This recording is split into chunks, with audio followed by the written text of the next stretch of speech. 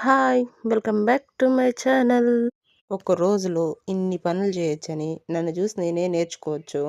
నన్ను నేనేం పొగుడుకోవట్లా. ఉండేది చెప్తా ఉన్నాను. చాలామంది ఇంట్లో వంట పని, చెత్తలు దోసేది ఈ పనికే కష్టపడతారు. వాళ్ళు చాలా అలసిపోతారు. నేను ఇంట్లోనూ చేసుకుంటాను, షెడ్‌లోనూ చేసుకుంటాను. మళ్ళీ బావి కాడికి పోతాను.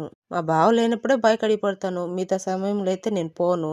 ఆ పోయినప్పుడన్నా చేయాలి కదా! తిరగాలి కదా! ఆ గినాల మెంటి మా బావ ఎట్ట తిరుగుతాడో తెలీదు. నాకొక రౌండ్ ఏసే కొద్దీ అట్టే అలసటొచ్చేస్తుంది.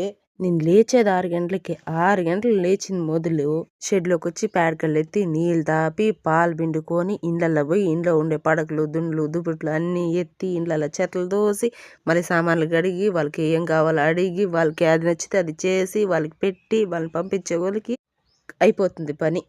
ఇన్ని పనులు చేసినా కూడా ఇంకా పనులుంటే ఏం చేయాల? నా వీడియోస్ నచ్చితే లైక్ అండ్ సబ్స్క్రైబ్.